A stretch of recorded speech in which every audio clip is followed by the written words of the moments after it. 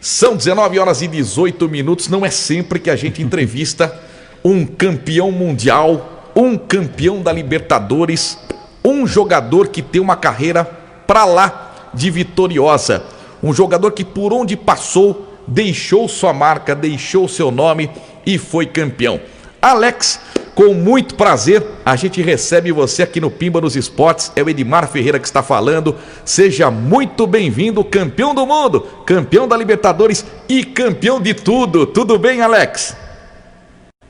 Fala, Edmar. Boa noite, cara. Boa noite para você, para todos os ouvintes. Prazer é meu de falar contigo, né, cara? Momento da vida difícil, então a gente mesmo a tecnologia ajuda a gente nessa distância e contar um pouquinho dessa história que Deus foi generoso demais comigo, graças a Ele e a muita gente bacana que passou na minha vida aí. Ô Alex, falando mais propriamente do Corinthians, né? Porque estamos aqui em São Paulo e a gente viu você brilhando no Guarani, você foi muito bem no Internacional, mas em se falando de Corinthians, né? Aquela conquista da Libertadores, eu fico imaginando a alegria do grupo, né? Primeiro que foi a primeira vez que o Corinthians conquistou essa tão sonhada Libertadores, um desejo do torcedor, e estar presente neste grupo, quer dizer, você virou um imortal do Corinthians, né, Alex?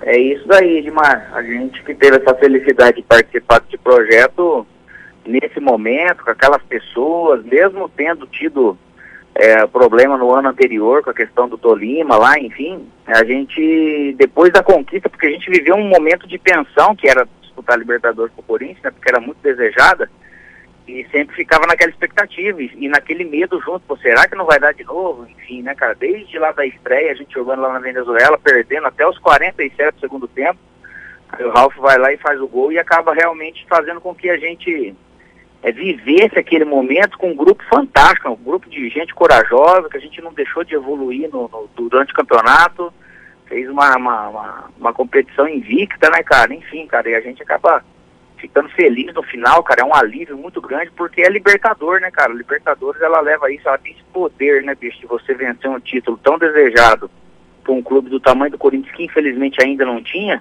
mas a gente hoje é carregado no colo pelo corintiano, porque realmente foi algo que ajudou a acabar com as chacotas, as coisas, tudo que acontecia, e era um clube que já merecia ter ganho isso há muito tempo. Ô Alex, eu vivi um momento inusitado no jogo contra o Vasco, eu vou explicar por quê, porque eu sou vascaíno, tá? E aqui em São Paulo eu sou Corinthians, então é uma mistura de tristeza e alegria ao mesmo tempo.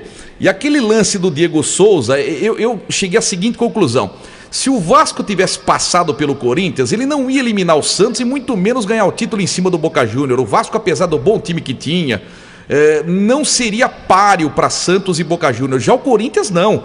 Se o Corinthians, como passou pelo Vasco, pô, ele encarou o Santos, aquele gol lindo do Sheik, pô, o gol do Romarinho na Bomboneira que salvou o Corinthians de ter perdido, aí o Corinthians foi campeão invicto da Libertadores. Excepcionalmente o lance do Diego Souza, Alex. Me conte aonde você estava, o que você pensou na hora, porque é a grande curiosidade que eu tenho. Ô, Edmar, esse lance é icônico, né, cara?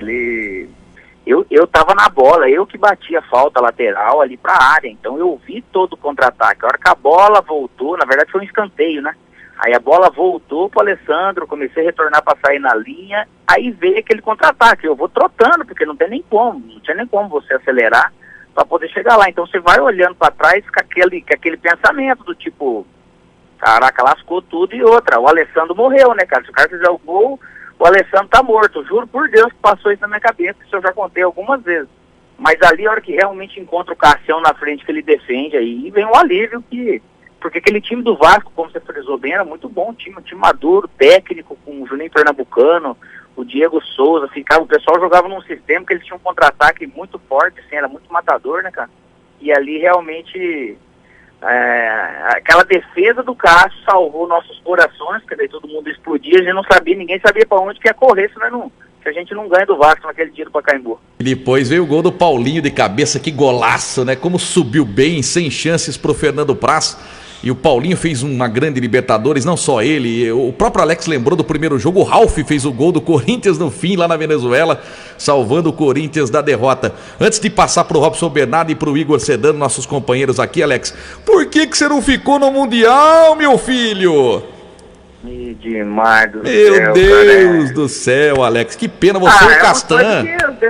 Então, cara, o Castan, aquele negócio que ele falou, Alex, eu ainda tô começando minha carreira, né, cara, você já conquistou isso também, quando aparecem essas oportunidades, eu sou de uma geração ainda que veio começar a ganhar dinheiro um pouco mais tarde, né, e ali eu já tava com 30 anos, e eu ainda não tinha feito, tava muito longe de fazer um pé de meia, apesar de ter conquistado muitas coisas, né, cara, mas era outra época no futebol, se fosse como hoje, Dimar, eu acho que daria mais tranquilidade, todo mundo estaria um pouco mais tranquilo, né? Mas, enfim, de toda maneira, quando surgiu a oportunidade para o Qatar, eu pensei com uma dor no coração lascada só no bendito do dinheiro, e depois eu acabei me arrependendo, porque poderia ter ido para o Qatar depois, campeão mundial também de todo jeito, porém é uma decisão que você tem que acabar tomando em algum momento, e confesso que eu fui contra, assim, minha vontade de coração, minha família, a gente não queria ir, até porque, pô, poder disputar o Mundial de novo. Meu primeiro Mundial foi com 24 anos, e depois você lá já muito mais vivido, experiente, acho que você tem a oportunidade com essa experiência de desfrutar mais, né, Edmar? E eu acabei eu acabo tendo esse arrependimento, porém, ao mesmo tempo, acabou também me ajudando, porque eu fui pro Qatar e encontrei uma situação que eu fiquei apenas um ano, né, cara? Minha programação era para eu fazer meu pé de meia em 3 anos lá. Então acabou não acontecendo nada daquilo que eu imaginava, e ainda por cima acabei perdendo esse grande Mundial que o Corinthians acabou conquistando. Mas você sabe uma coisa, viu, Alex? Acho que pouca gente não lembra que você não estava no Mundial, viu? Faz de conta que você é campeão mundial, você e o Castan. Pior. Na cabeça do Verdade, torcedor, você é campeão. Esse é campeão mundial, eu nem desminto, viu, Dimar? Tá certo, Alex. Eu nem desminto. Mas faz de conta. Você ajudou o time a chegar lá, né? Eu acho que faltou confiança, acho que na cabecinha não ia dar pra ganhar do Chelsea, não. Mas enfim, ganhamos lá de 1-0 gol do Não, mas Dele. não era Olha, cara, Dimar, mas se Jura? pensar bem, por Deus do céu, com o time que a gente tinha, eu tinha uma imagem de que era muito mais igual indo contra o Chelsea do que indo contra o Barcelona na época que a gente foi pro Inter. Não sei se pela idade, não sei se por tudo que eu já tinha vivido, eu tinha muito mais confiança e certeza, obviamente, num grande Mundial, num Mundial um pouco mais seguro. Quando eu fui com o Inter, a gente foi muito mais como franco atirador, porque o Barcelona era o time do mundo naquele momento.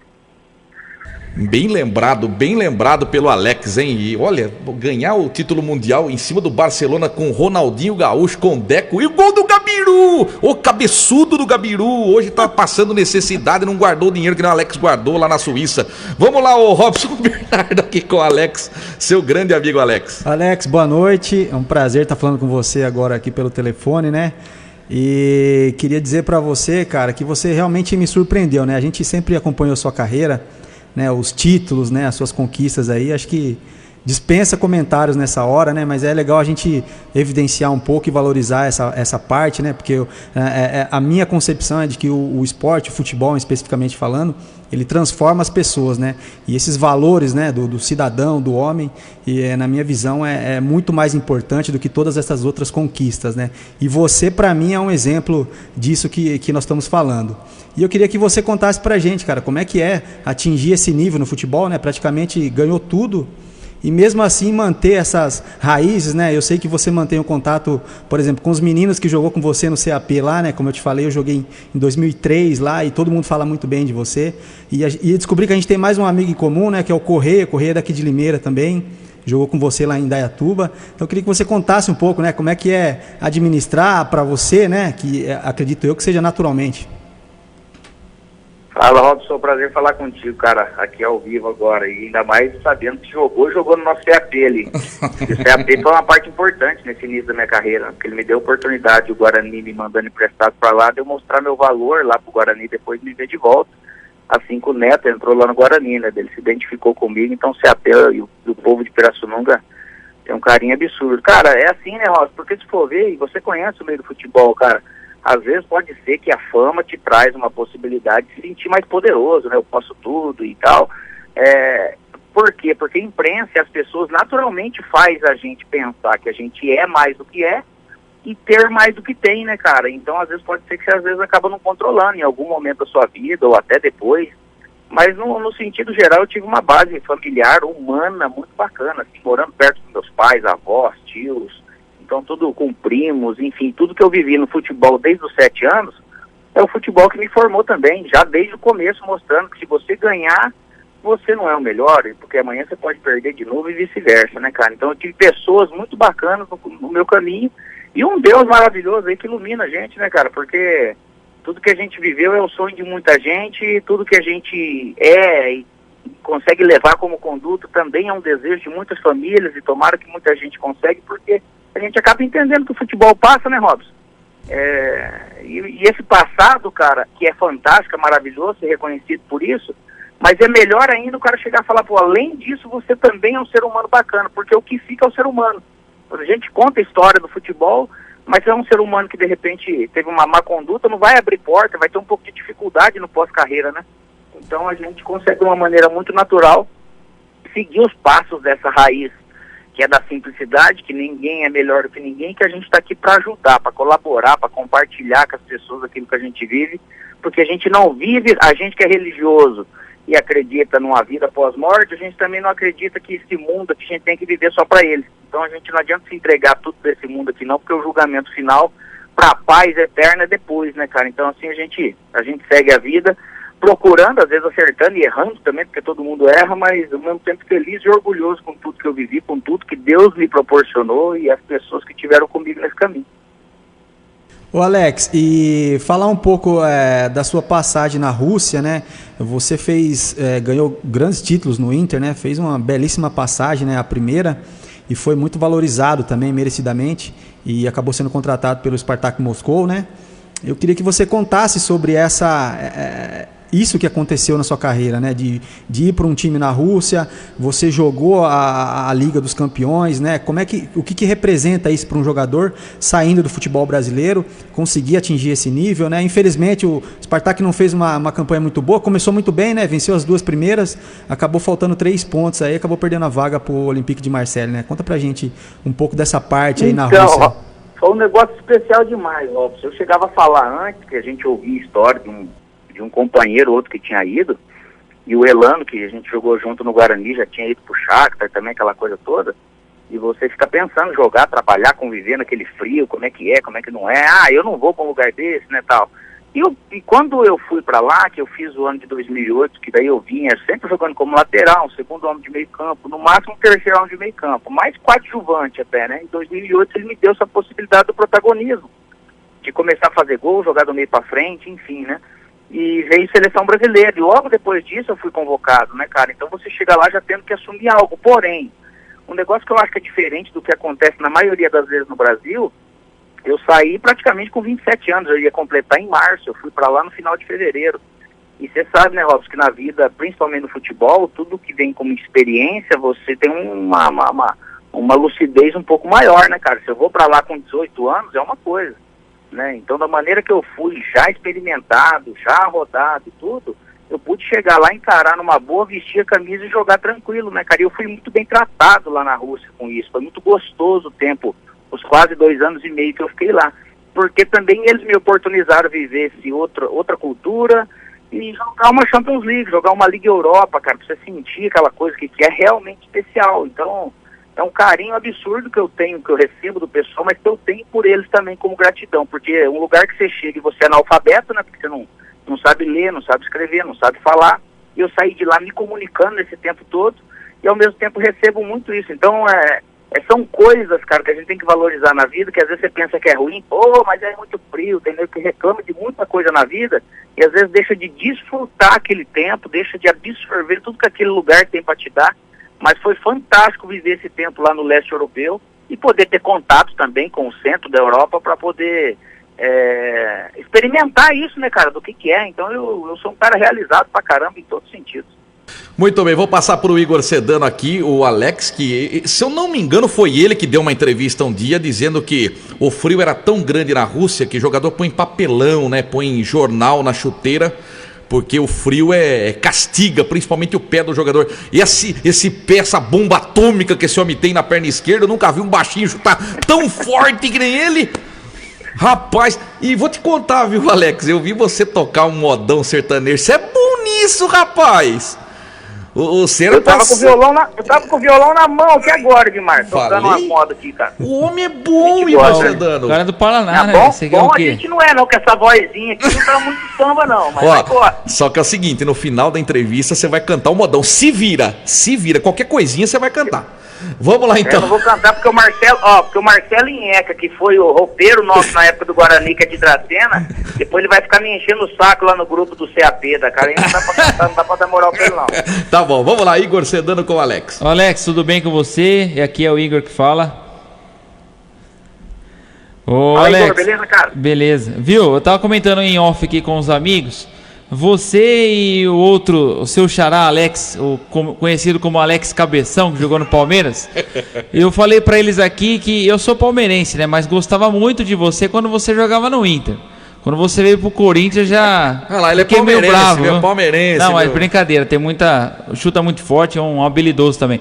Você e o Alex Cabeção foram dos últimos 10 canhotos de classe no futebol brasileiro. Isso aí eu falo e não escondo.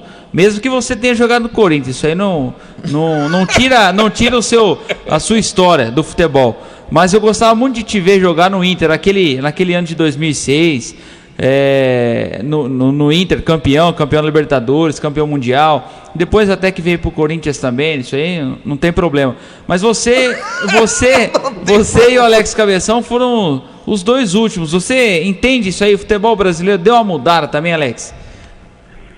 Então, Igor, eu acho que essa pauta, cara, eu já conversei muito com o Alex e a gente sempre se deu super bem e ao mesmo tempo, cara, é uma pauta que a gente conversa do porquê que de repente essa característica diminuiu no futebol, porque eu acredito que é muita questão do garimpo e a maneira de você formar o atleta, porque é muito mais fácil eles trazerem um meia talentoso quando eles garimpam esse cara, porque normalmente eles preferem um meia de qualidade, habilidoso, porque daí ele precisa de um cara que marque mais. Então, partindo do pressuposto que eu preciso começar a pensar o futebol de trás para frente, sendo que quando você garimpa um atleta, você tem que garimpar ele pelo talento, é lógico que no sentido geral, porque cada um tem sua característica, mas o cara que tem qualidade é muito mais fácil eu colocar física nele, qualquer parte física nele, do que no cara que já tem um físico bom, importante, colocar a qualidade técnica, entendeu? Tudo eu acho que dá para evoluir, mas onde se tem uma característica, eu acho que o futebol brasileiro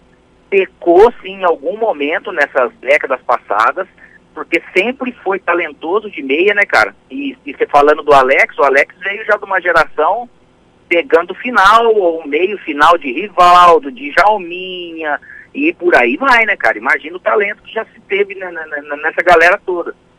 Depois, se a gente for olhar, veio Ganso, veio Diego, veio alguns jogadores assim, só que ao mesmo tempo eu acho que o Brasil, pelo talento que eu tenho certeza que tem espalhado pro mundão, era muito mais fácil o cara querer transformar esse meia num volante, num lateral esquerdo, do que ao contrário. Então eu acho que a maneira de enxergar o futebol acabou fazendo com que os Alex, esses caras, esses meia com essa característica de mais pensadora, fosse ficando um pouco de lado, né, cara? Ou o cara é volante ou ele é atacante, então não precisa de meia mais, porque você joga com duas linhas de 4, então todo mundo começou a pensar muito diferente de futebol. Eu acho que o futebol brasileiro se perdeu um pouco nesse momento, porque quis copiar um pouco a Espanha, quis copiar depois um pouco a Alemanha, e acabou esquecendo a sua essência. Porém, o talento eu acho que vai acabar voltando, vai acabar aparecendo de novo pra gente ter essa característica em campo, porque é um jogador diferente, né, cara? É o que faz a diferença. Ô Alex, eu vou colocar você numa saia justa aqui antes de mais uma colocação do Igor, né? Você tá indo numa estrada, eu fiz essa pergunta pro Zenon Bigode, hein? Ele respondeu, e depois eu vou dizer pra você aqui o que ele respondeu, tá? Grande Zenon, ídolo do Guarani. Bom, você tá indo numa estrada, tá? Aí chega uma hora que você só pode ir ou pra esquerda ou pra direita. Pra esquerda tem uma placa escrito Corinthians, na direita Internacional. Pra onde você vai, hein, Alex? Ah, se eu for obrigado a tomar algum caminho, ou eu sento e paro ali, ou eu volto pra trás, Edmar. Eu não vou tomar partido, não. O Zenon falou isso, o Zenon. Eu falei pro Zenon, uma placa Campinas Guarani, uma placa Corinthians. Ele falou, eu fico no meio do caminho, eu não passo nenhum lugar. Edmar, sabe por quê? E tem um porquê, se a gente for olhar, porque é muito respeito, cara. Porque assim, ó, eu sou corintiano de criança, pra você ter ideia. Olha que legal, cara. E olha o que o futebol me reservou, né? Viver toda aquela rivalidade, acabei indo pro Inter, viver aquela rivalidade entre Inter e Corinthians de 2005, por causa do acontecido. Porém, eu fiz teste no Corinthians em 97, como eu fiz teste no Guarani, e eu não passei como corintiano, entendeu? Então depois, acaba passando o tempo e você tem essa honra de vestir a camisa do time que você já torceu, lá na infância e ao mesmo tempo ganhar a Libertadores inédita, cara, mesmo que seja por um ano, eu tenho uma vida com o Corinthians torcedor, mais um ano jogando lá, e o Inter é aquele time que você aprende a amar também por respeito, por gratidão, porque eu fiquei 9 anos no Inter, cara, foram 11 anos e pouco morando no Rio Grande do Sul, então eu tenho que, obviamente, respeitar isso, aí foi o que meus pais me ensinaram, e eu, na minha condição, daquilo que eu vivi com esses clubes, que eles me proporcionaram, da maneira que eles me tratam hoje, eu não tenho a mínima condição de escolher por um deles. Fala aí, Igor Sedano. Olha Alex, a pergunta que ele vai fazer pra você, Alex. Não pipoca não, hein, meu? O cara campeão mundial não pode. 2005 você tava no Inter, né? Certo? 2005? 2005 eu tava. Tá, foi pênalti no Tinga ou não? Deus me livre guarde, não, ali não tem nem como dizer que não, né? Foi pênalti no ali até o Neto, se ele for falar, ele vai falar, não, foi muito pênalti. Meteram a mão no Corinthians, como é que ele fala? Como é que o Neto falaria? Você tá de brincadeira comigo, rapaz. Até o Steve Wonder dava aquele pênalti, Alex. Até o Steve Wonder dava aquele pênalti. Vamos lá, Robson Bernardo. Alex, você, assim, indiscutivelmente sempre foi um cara que raciocinou muito rápido, né, num jogo. Então, assim, é característica de jogador que faz uma leitura muito rápida também do jogo, consegue direcionar, né, sua equipe, né. E agora eu sei que você está se preparando também fora do campo, né, fazendo cursos, etc. Espero que você volte mais rápido. A gente precisa de profissionais igual a você. Queria que você contasse um pouco qual é a sua referência, né, para, vamos dizer assim, para a posição de treinador, né? Um exemplo, quais são suas referências, como é que você gosta da sua equipe, você acha que dá para utilizar hoje no futebol moderno alguma coisa que você vivenciou, né? Ou algo do passado também, fazer uma junção para trazer algo diferente também para o futebol? Ô Robson, eu acho que a minha maior e melhor característica é o entendimento do todo, o entendimento do jogo de futebol. Desde os meus 7, 8 anos de idade, eu sempre tive essa facilidade do entender, do mapear, de que é o momento, como que esse adversário, de estar de repente sempre um pouco na frente, né, de você entender até da personalidade do cara ali jogando, o que você pode fazer para tirar proveito. Vivendo tudo que eu vivi, obviamente dá vontade de você estar no campo. Eu não penso em ser diretor executivo ali que só vai ficar né? Eu quero contato com o campo, eu estou estudando para treinador.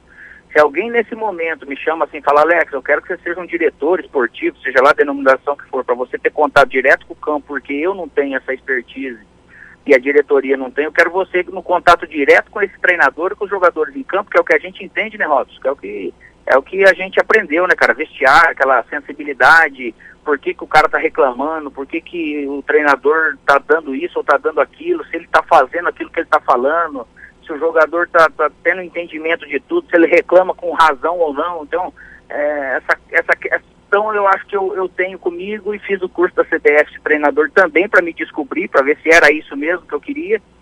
E eu quero campo. Então, referências, você fala, poxa vida, eu gosto do futebol, independente de falar nomes, porque eu acho que você pode pegar um pouco de cada um, e eu acho que até o Guardiola fala muito isso, que você pode ser um ladrão de ideias, que é no sentido não de roubar, mas de poder aproveitar aquilo que cada um tem de proveito, de bom, mas eu acho que o futebol tem um equilíbrio, cara, entre você saber defender na hora que tem que defender, porém tem um jogo sem medo, né, cara, um jogo que você pode articular, você pode ter um carinho com a bola, você pode estar bem posicionado. Eu gosto do futebol posicional, ele muito interessante, de ocupação boa de espaço, no jogo pensado, e eu acho que tudo isso dá para treinar.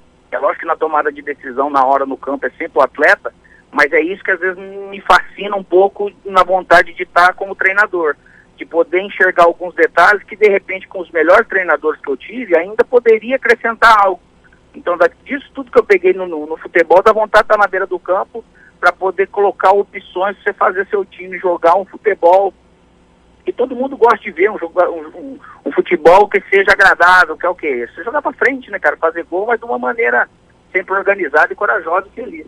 Você, se pegar uma parte do Tite e uma do Muricy Ramalho, não precisa pegar mais de ninguém, né? Porque você teve essas duas escolas aí fantásticas, né? E campeão com ambos, né? Eu vou passar mais uma colocação pro Igor. Eu vou te falar uma coisa, viu, Alex? Confessar pra você. eu te escalava muito no Cartola, mas muito. Você só me irritava num aspecto. Quando subia a plaquinha pra substituição, você demorava e tomava amarelo. Eu queria matar você, Alex. Rapaz, você demorava pra sair. Atleta, que até o cara que torcia por você, mas ele se escalava, ele também podia te questionar. Mas que coisa. Mas, cara, eu acho que eu fui... Você é um dos jogadores que eu mais escalei na vida. Por quê? Chuta no gol, tem facilidade para dar assistência, homem da bola parada. Tudo isso influencia. Uma assistência, um gol, uma bola na trave. O Alex sempre me deu os bons pontos. Mas quando eu levantava a plaquinha, sai Alex, fala, não, Alex, acelera, Alex. Vai, Alex, vamos, Alex. Corre. Aí o árbitro vai lá, pum, menos 2 pontos para ele tomar amarelo. É o que eu ficava bravo, Edmar, porque o treinador vira e mexe me tirava. Sempre verdade. Assim, né, cara? Então eu não queria sair, né, cara? Eu verdade. Falava, vai enroladinho agora. E aí ferrava o Ferreirinha aqui, né? Aí ferrava o cartoleiro. Vamos lá, Igor. Ô, Alex, você falou aí que você tem algumas referências do beira do gramado, né? O mais recente agora, Jorge Jesus, né? Saiu do Flamengo, fez história já no futebol brasileiro em 1 ano e alguns meses, né? 1 ano e 2 meses, se não me engano, a contagem correta. O Luxemburgo deu uma entrevista coletiva na semana passada. Tá certo, eu falei, achei que Alex já é um bom jogador, tá certo? Eu punha ele ali de cabeça de área ali, chutando forte no gol. Luxemburgo, que figura que é o Luxa, viu? O Alex imita o Neto, você imita o Luxa, né? Então, Alex, o Luxemburgo deu uma frase, acho que foi bastante feliz, foi algo que eu comentei também aqui.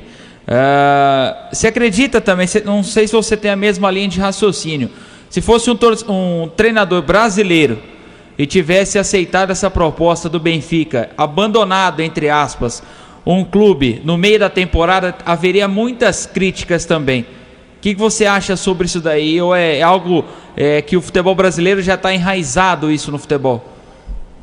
Não, eu acho que o estrangeiro, em algumas circunstâncias, colocando como exemplo essa, realmente, se fosse um brasileiro que tivesse tomado essa decisão, ele ia tomar um pouco mais de pancada. Porém, se ele tivesse feito também o que o Jesus fez, também ia amenizar, né? Porque não tem como você não valorizar aquilo que o Jesus nos trouxe para cá, que o Sampaoli trouxe. Eu acho que esses 2 treinadores, principalmente, eles oxigenaram muito as ideias do nosso entendimento realmente do que é o futebol, de como jogar um futebol, de que é possível você treinar. Aí que está o detalhe de você ser treinador, aquele treinador que a gente fala, o principal do treinador é gerenciar grupo, perfeito, gerenciar pessoas, tem que ser.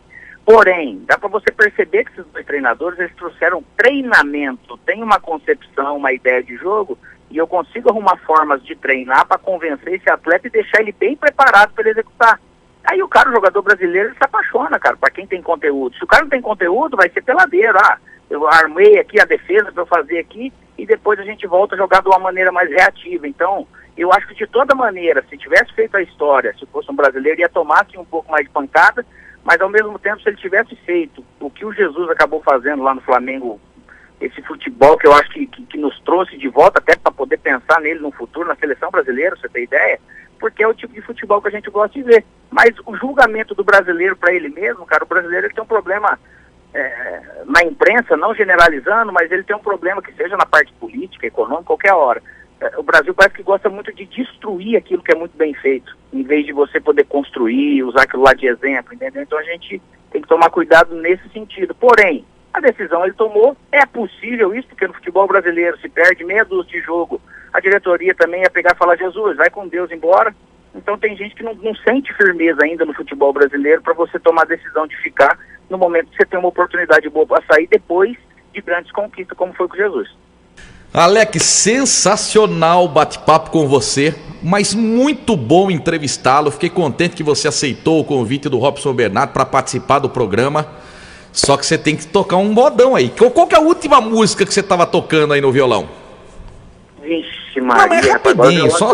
aqui, não precisa usar o violão. Qualquer música, assim, uma música que você gosta, só um trechinho.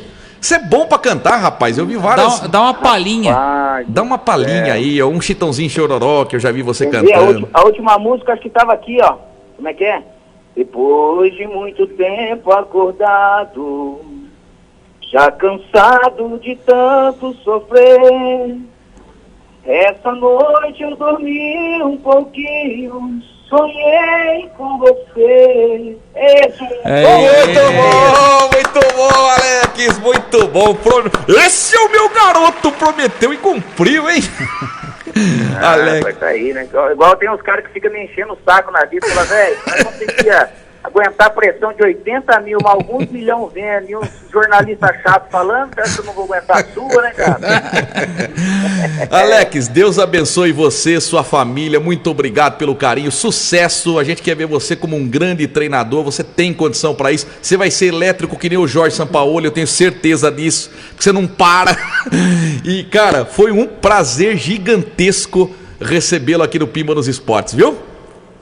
Eu que agradeço o convite, o bate-papo com vocês, Igor, Robson, Edmar, que Deus ilumine a carreira, a vida de vocês, a família de vocês, que todo mundo possa se proteger. Abraço aí, Elana aí da região, Edson Ultz, que eu sou fã demais da galera, todos que estão ouvindo, quem estiver lá do CAP também.